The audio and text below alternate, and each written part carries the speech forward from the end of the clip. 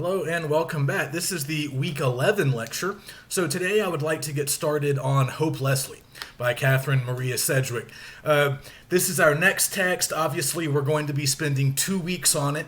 So here in week 11, I want to do two things. I want to kind of introduce the book as I typically do. That will be part one of this lecture. And then part two will cover at least the majority of volume one. This book is neatly divided into 2 volumes of pretty equal length, so it's an easy book to break up into 2 different weeks. So we'll tackle volume 1 this week, and then we will tackle volume 2 next week. So hopefully that gives you enough time to finish the book. It is a bit lengthy. It's a lot longer than some of our other texts, so you might need a little extra time, and that should work out. If you're still reading the book in week 13, that's okay. That's going to be a slightly lighter reading week. We're going to have some shorter works, mostly by Washington Irving that week. So this can spill over if need be, but we certainly need to be finished with it by week 13, by the end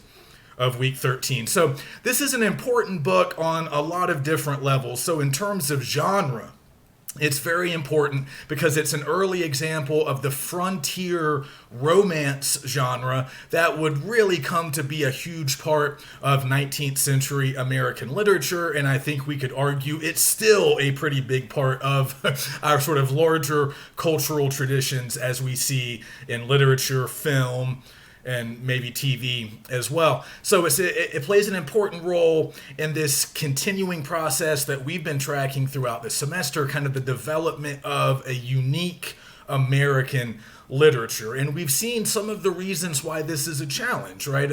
In the early days of the New Republic, we're still very dependent on older literary forms that were kind of handed down to us from England and other parts of the British Isles or other parts of Europe, as we've talked about a lot. But see, now we're in the 1820s. Okay, so this book, Hope Leslie, was published 1 year after Hiko Tenkettle. So this comes out in 1827. And obviously we're going back to the US now, and we're sort of returning to this idea that I've mentioned before, the second generation of U.S. writers. We've already gotten acquainted with the first generation. That would be Susanna Rowson. That would be Hannah Webster Foster, Charles Broughton Brown, and some other more minor figures like Brackenridge and Barlow, a bunch of these authors who we've already read. But as I mentioned a couple of weeks ago, by the early 19th century, most of them are gone, right? Like by the early 1800s, by like the second decade of the 1800s, that first generation has largely died out. And then in the 1820s, we have what we might consider the second generation, consisting of some pretty big names. Catherine Maria Sedgwick is one of them, but also James Fenimore Cooper was a contemporary of hers. He was writing also in the 1820s, and he was also writing frontier romances. That name still hopefully rings a bell. You might not have had to read Cooper in the past, but you're probably familiar with at least some of his works. His most famous book was The Last of the Mohicans, which came out in 1826, I believe, just 1 year before Hope Leslie. So all of these developments are kind of happening at around the same time. The frontier romance genre is becoming really popular in the 1820s. And also there's just a higher rate of literary production in America in general during this period. So Washington Irving is also writing during the 1820s. We're going to be reading Irving in a couple of weeks. So like I said, in week 13, we're going to tackle a couple of shorter texts by him. Also, Lydia Maria Child, another contemporary of Sedgwick. They knew each other. They reviewed each other's work. Child was another prominent woman writer of this period. And we're going to talk a little bit more about Child because she and Sedgwick get compared to one another oftentimes. They were acquaintances. I don't really necessarily think they were friends, but they reviewed each other's work. They kept up some correspondence. And they're both really important figures in literary history. So Sedgwick had sort of fallen out of the regular reading rotation for a long time. If you guys read the critical intro in the book and the version the edition that I ordered, you'll get some of this background. I don't want to go through it all right now, but I do hope you have this Penguin edition. The Critical Intro's Good by Carolyn Karcher. You should definitely read it. It's a little long. It's a long intro, and Karcher provides some spoilers concerning the plot. So you might actually want to wait until you're finished reading the novel before you check out the intro. But as you would expect, the intro provides a lot of useful historical and cultural context. But Karcher talks a little bit about Child, and how Child was doing some of the same things within the frontier romance genre in the 1820s. So, for a long time, Cooper was kind of held up along with Irving, and we'll talk a little bit about him this week, but mostly we're going to wait till we get to him in a couple of weeks, and then we're getting to Cooper after Irving. So we're going to read both of those guys. But for a long time, they were held up as sort of the, top performers of this period. And it's true, Irving sort of became one of our first literary celebrities, and he became one of the first American writers to be read overseas, while Cooper also sort of rose to prominence on the strength of his Leatherstocking series. I know you probably can't see this. This is an old paperback of Last of the Mohicans. We're not reading this particular book by Cooper. We're reading The Prairie, a later installment in the larger Leatherstocking series that he wrote later in his career. I think The Prairie is a better book, but The Last of the Mohicans was probably his most popular book. So for a long time, Irving and Cooper were celebrated as two of the first popular, really successful American writers. And that's true. They were more successful in a lot of ways than Brown or Rowson or Foster. I mean, we talked about how a lot of the first generation of writers, they weren't really professional writers. That wasn't their primary means of income. So Rowson was a professional writer, and she did make some money off of her books, but she was just as well known as an actress. Foster published a lot of her work anonymously. Someone like Brown, we talked about him as kind of an all-purpose man of letters, but he made more money as an editor than he did as an actual author. And someone like Brackenridge never really made money off of his works. He was a judge. He kind of wrote as a hobby. So that's another thing that kind of distinguishes the second generation. Now we're seeing more professional writers, and this is their primary means of earning an income. So that's really true of Cooper and Irving, but it's also true of Sedgwick and Child, and that's what we've come to sort of realize in more recent decades. We've sort of, I guess you could say, rediscovered Sedgwick. She was popular all the way through the end of the 19th century. As Karcher mentions in the intro, she was, Sedgwick was anthologized really all the way through the end of the 1800s, but then, like a lot of her contemporaries who weren't men, she kind of fell out of favor in the early 1900s and wasn't really canonized when the American literary canon was kind of established in the mid-20th century. Writers like Sedgwick and Child were kind of left out, while Irving and Cooper and a lot of the writers that came along later and were influenced by them, they were included. So we tried to sort of rectify that, and we're recognizing that Sedgwick was really using and sort of helping to create the frontier romance genre just as much as Cooper. And they were sort of doing it, at the same time in different ways. That might be interesting to observe as we get to Cooper later. We can sort of do some comparison. But again, Sedgwick was prominent during her day, and now we're really coming to see her more and more as a very important figure in American literary history. We've already seen that women authors have played a huge role in the creation of a national literature. Karcher mentions that in the intro, and we've already seen that with Rowson and Foster. And Sedgwick kind of comes along, and again, she's offering some alternative visions of American history that are a little bit of a challenge, or a little bit maybe even of a subversion of sort of the dominant narratives and the dominant modes that we might associate with Cooper and male authors who for a long time were held up as sort of, great examples of, that period and the best works of that period. So we're reevaluating literary history, and Sedgwick is taking on a bigger role, and that's appropriate because Sedgwick is kind of engaged in a similar task. She's kind of reevaluating Puritan history. She descends from the Puritan settlers of New England that came over in the 17th century. That's the history that we're getting here in this novel. This is very much a historical novel. Again, it might remind you in some ways of Reuben and Rachel. I would say it's a much more artfully done, more skillfully crafted sort of version of what we see maybe in volume 2 of Reuben and Rachel. So, the frontier romance, it's been around for a while. It doesn't necessarily get invented in the 1820s, but writers like Cooper and Sedgwick sort of helped to really standardize it and make it super popular. I would argue that Rowson's playing around with sort of a more primitive version of a frontier romance, but even think about, Philip Freneau and his poem, The Indian Burying Ground, that we read back in week 1 or week 2 at the very beginning of the semester. He also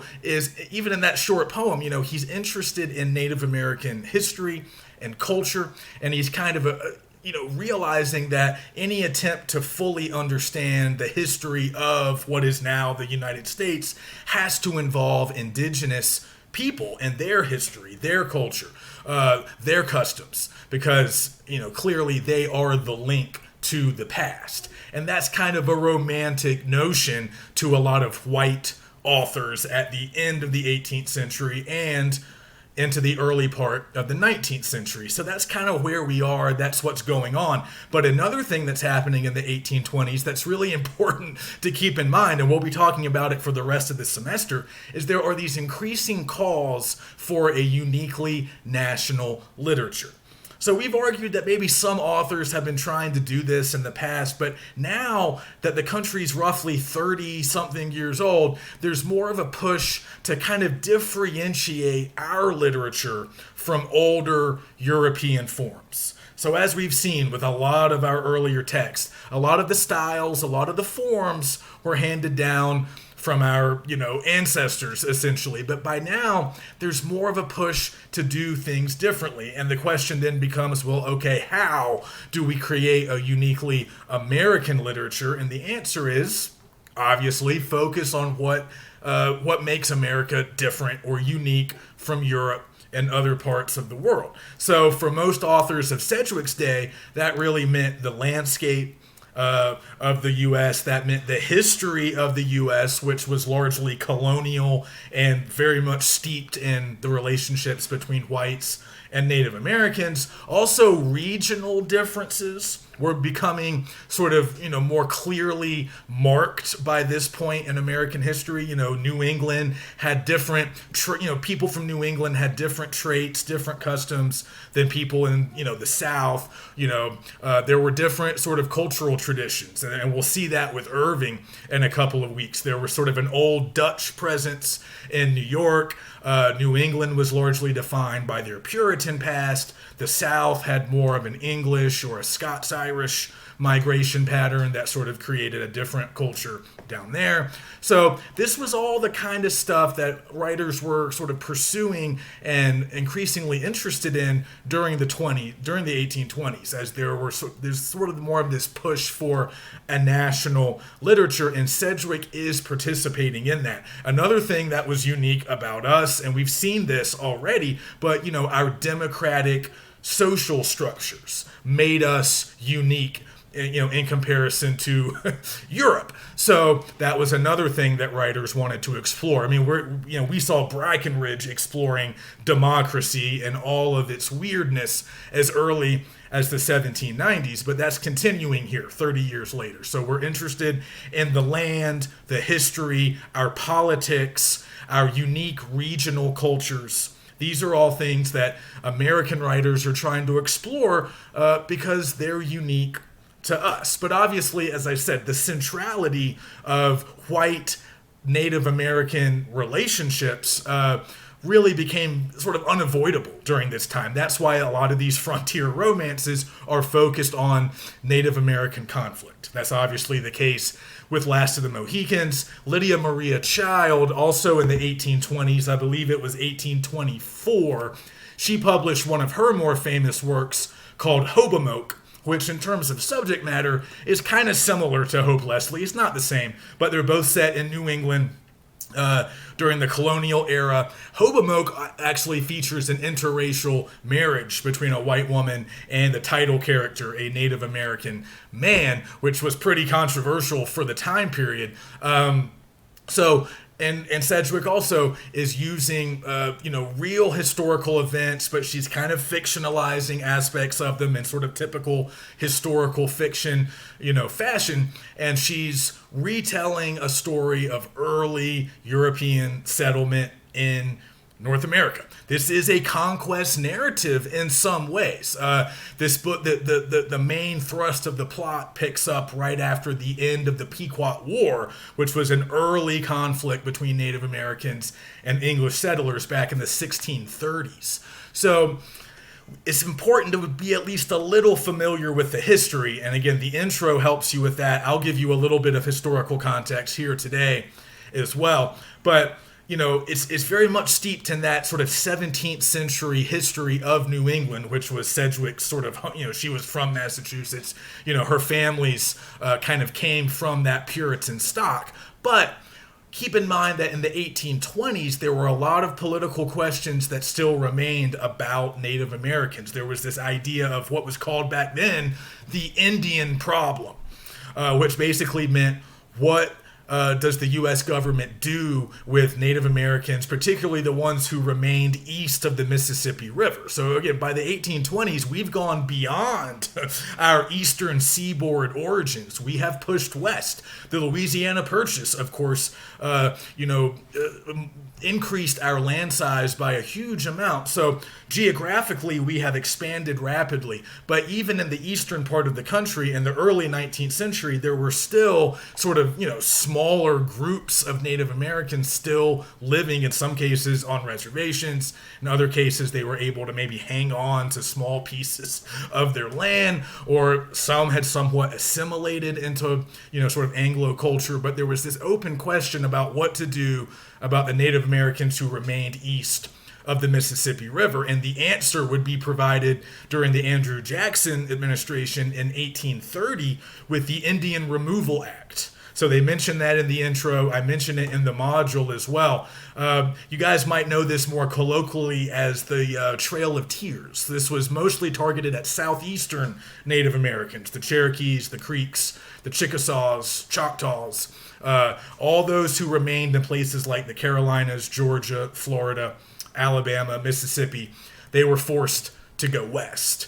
They were forced to give up their, ancestral lands, their homelands, and move west to what was then called Indian Territory, is now known as the modern-day state of Oklahoma. So that began in 1830. So just a few years after the publication of this book. So we're kind of leading up to Indian removal, and Sedgwick and a lot of, well, I shouldn't say a lot, Child was united with her in this effort, but Sedgwick was kind of advocating for Native Americans in a sometimes peculiar way, as I'll explain later, but she is sort of advocating for the basic humanity of Native Americans, and that is kind of a political cause at this time period, at the time of publication. So even though she's tapping into a much older colonial past, a lot of these issues surrounding Native Americans were still very pertinent and relevant in the 1820s. Not so much in New England, where most of the native population had already been either sort of exterminated or just displaced by the early 19th century.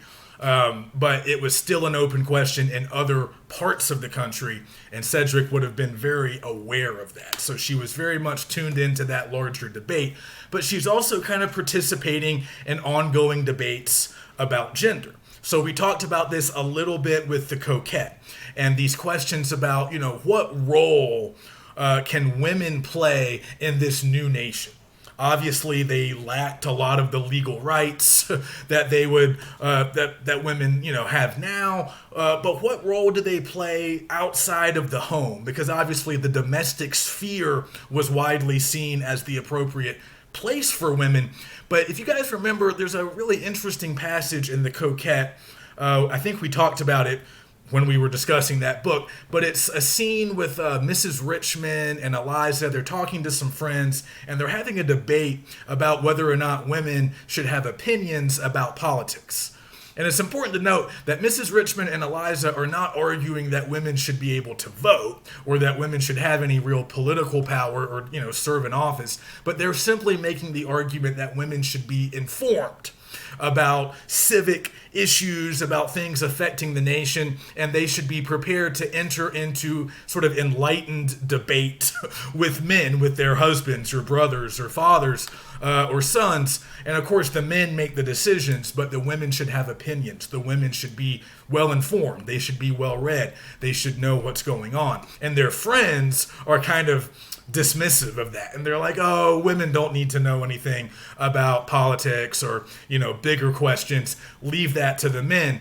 But it was sort of the more a somewhat progressive notion at the time to argue that women should at least be engaged civically and sort of politically, even if they can't actually go and cast a vote or serve a term in Washington. So even though there might not have necessarily been a real feminist movement at this point in U.S. history, there was an ongoing debate about what women should or shouldn't do in this new country where we were still, frankly, figuring a lot of things out. There was a landmark text published in 1790 called On the Equality of the Sexes, written by Judith Sargent Murray. It was kind of a proto-feminist text, and again, Sedgwick would have been aware of that. Came out about 30 years earlier. So these were sort of political and social currents that she would have been aware of, and I do think she's staking out a claim here, and a lot of critics and scholars see her as doing this, kind of staking out a claim for the importance of women, not just in the sense of they're important as wives and mothers, but also the importance of women and the foundation of the nation and the sort of maintenance of the nation. I mean, if you notice, and Karcher points this out in the intro, and I think she's totally right, almost all of the heroic actions in the novel are carried out by female characters. The female characters have a lot of agency. I would argue that our two main characters are both young women.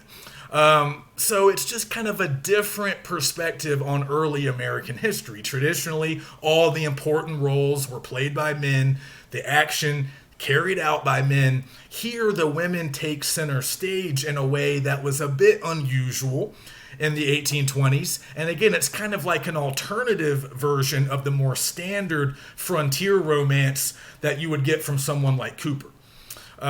But in some ways, she's engaged in a similar project to Cooper. I mean, the frontier romance, the name kind of says it all. These are sort of adventure tales, romantic in that old-fashioned sense of being sort of reminiscent of the old pre-novelistic narrative form of the romance, where you had sort of aristocratic heroes, right, triumphing over maybe supernatural elements or evildoers. Is kind of getting updated, right, to a newer era and a new place. So in America, we don't necessarily always want aristocratic heroes. We don't really buy into that in quite the same way, but often the heroes will be well-born, they'll be affluent and cultured. That's certainly true with Cooper.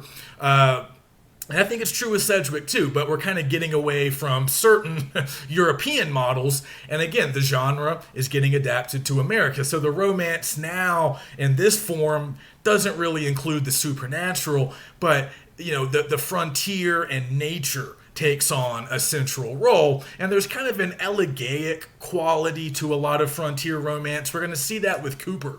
And even though I'm not a huge fan of Cooper, I don't think his style holds up as well as Sedgwick's does. That's why we're not reading Last of the Mohicans. We're going to sort of tackle this as the more quintessential frontier romance. And we're going to read one of Cooper's later works. I think he gets better with age. But one of the things that Cooper really does is he taps into this idea that the sort of loss of the frontier, the vanishing of the frontier, is sort of a uniquely American tragedy.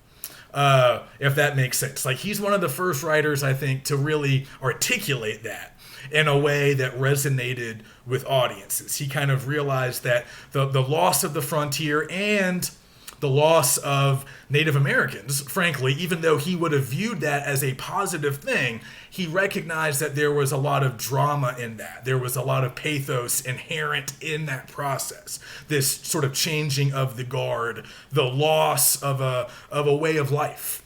And a certain loss of the environment, right? As settlements pushed westward and more towns and cities appeared, populations increase, some of those old forests, some of those beautiful natural landscapes start to kind of recede, or they start to diminish. And Cooper kind of recognized that, again, when looking for uniquely American subject matter, this is it.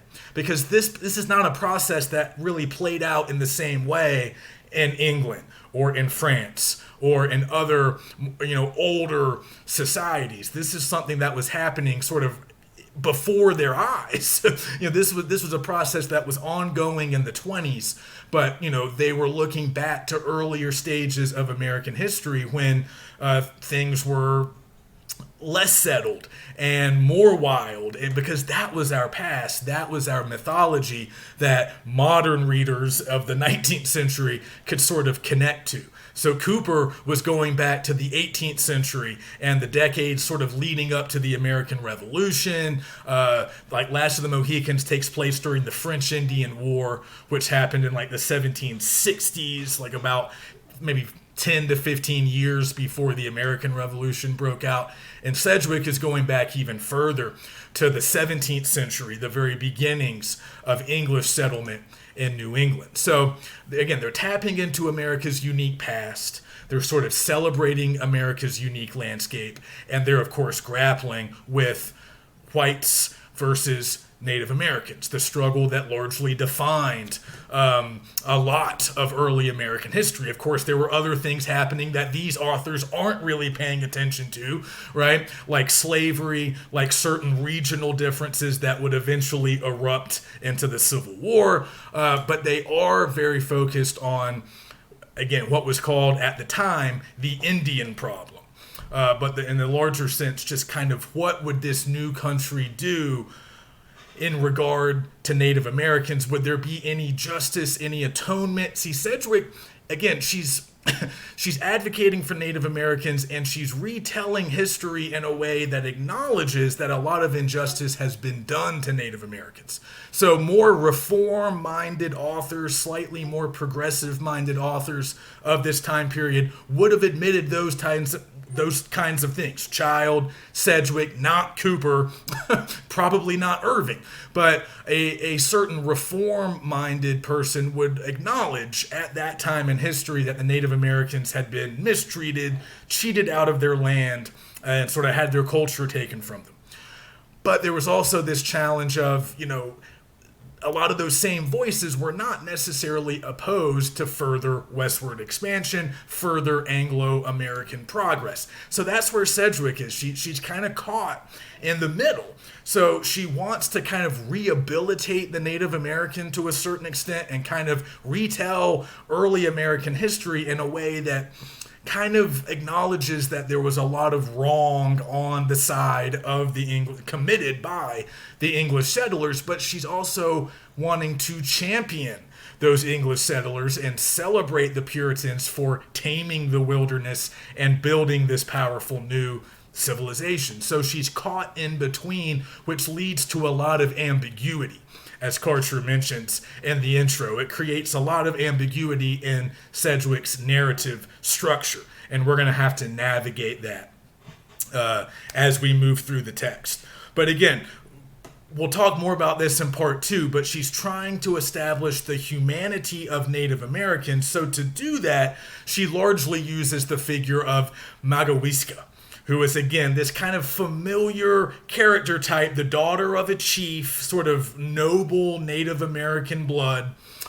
She possesses a lot of admirable qualities. I want you guys to kind of think about Columbia Arundel a little bit when we're thinking of Magawiska, because they're somewhat similar. And we have these two heroines, really, two protagonists, I would argue, in Hope Leslie. We have the title character, Hope, and also Magawiska. They're often viewed as kind of dual characters, almost like in some ways they mirror one another.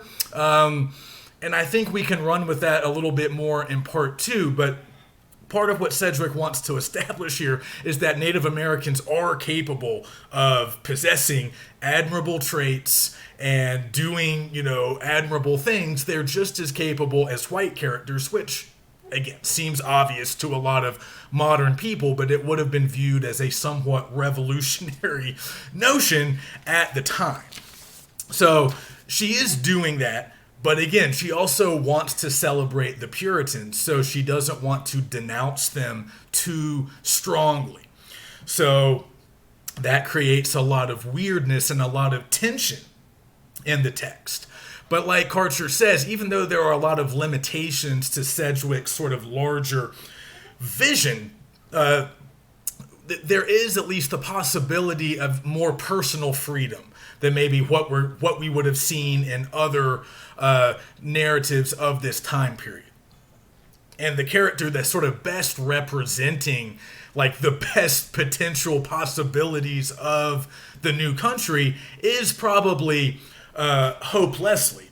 And a lot of critics or scholars will consider Hope Leslie to be kind of a parallel to the main character of The Last of the Mohicans, and a recurring character in Cooper's sort of fictive universe, Leatherstocking, or Natty Bumppo, or if you've seen the movie version of Last of the Mohicans that came out in the early 90s, Daniel Day-Lewis. So that's a really important character. We're going to meet him in the prairie as an older man, but he's a very important character in the creation of the frontier romance genre. He's a white frontiersman who has lived most of his life with Native Americans. That's the basic character synopsis. So he knows Native American ways, but he remains a white man. And according to a lot of scholars, that's important for Cooper, and that would have been important for a lot of writers of this era, because it's important that, the sort of hero remains racially pure, but he can also embody the best qualities of Native Americans. Some of their skills, their sort of connection to the environment, as Cooper would have perceived it, their ability to hunt, wage war, their sort of, they had a certain degree of like wisdom or cleverness. Again, it was a very stereotypical portrait of Native Americans that we see in Cooper. But Leatherstocking is viewed as a really important character. He comes to be an important sort of symbol, really, of the larger country in certain ways, but he's just sort of an important prototype, a sort of character type that reappears constantly in American culture. And I would argue that he's still with us very much today in slightly, different forms. But a lot of people say, okay, well, Hope Leslie is like a young woman version of Leatherstocking. She also possesses a lot of the noble traits of Native Americans. She's somewhat wild and free, not as confined by the social sort of, standards and mores of that Puritan society. She herself is not really a Puritan, as we'll talk about more in part 2. So she embodies a lot of these good qualities of Native Americans, but of course, she's white. So that kind of makes sense. It might be a little bit too easy of a comparison because, again, Sedgwick has different thematic ideas than Cooper. And I think Sedgwick is, she's attempting to deliver a different message than what we see in Cooper. So I don't think the characters operate in the exact same ways, but she is similar to Leatherstocking in certain ways. But we're also meant to compare her to Magawiska. We're also meant to see those two characters as very similar, I think. And Magawiska is obviously given a fair amount of screen time. We hear her voice, we hear parts of her story, and she's a big part of the narrative as well. So again, this is American history told more through the eyes of women, both white and Native Americans, which is, again, not standard in the 1820s, although Child was another author doing some similar stuff with Hobomoke, and then they would influence later writers who would pursue similar subject matter really, throughout the rest of the 19th century. Another thing I want to mention quickly here before I wrap up part one, another important idea that Karcher mentions in the intro. She calls this book two things that I want you to remember. One, multi-vocal. And I'll explain what that means in a minute. And then also technically innovative. She says this is the most multi-vocal and technically innovative of all the 19th century frontier romances. And it captures what she refers to as a dialogic form. That's what she means by multivocal.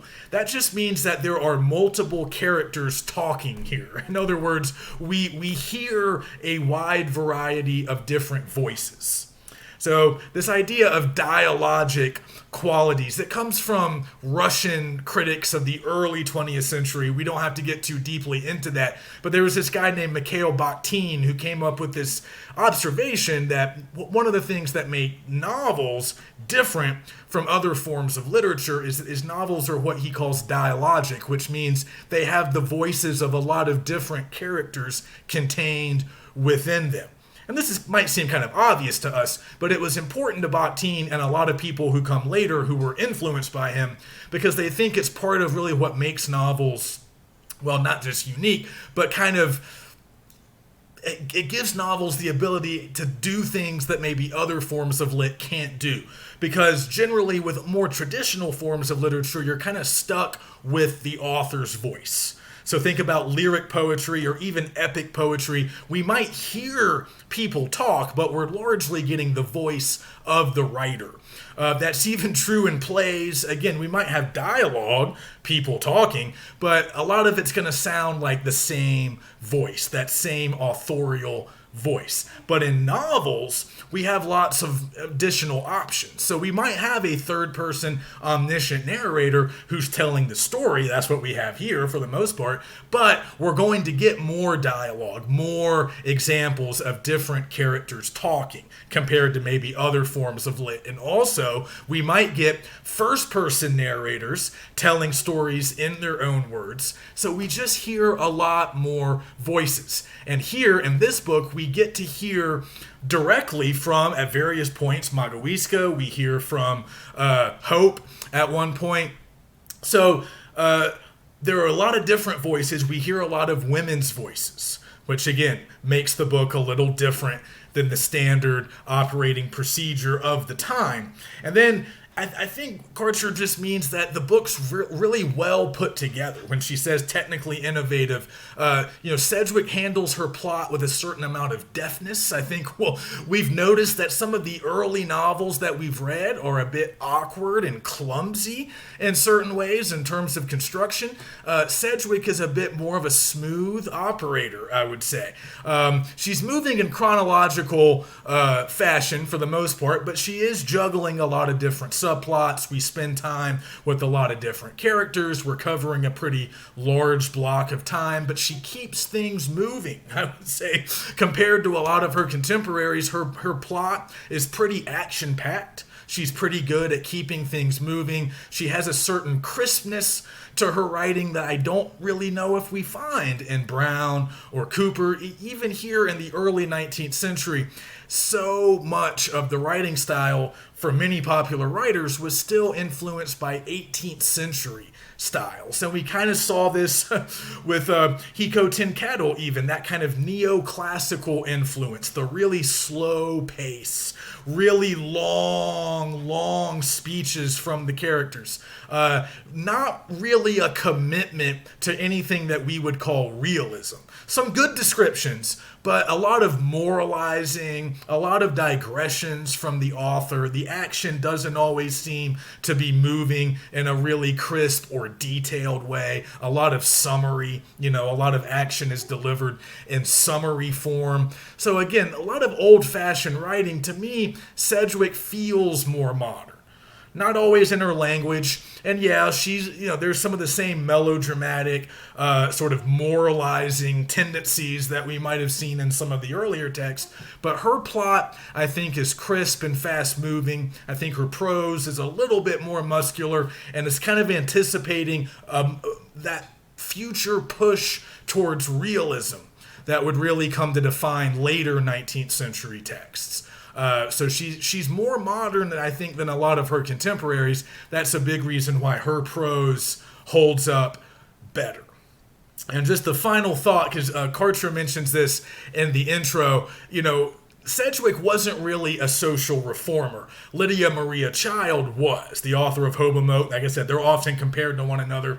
They reviewed each other's work. Child thought very highly of Sedgwick as an author.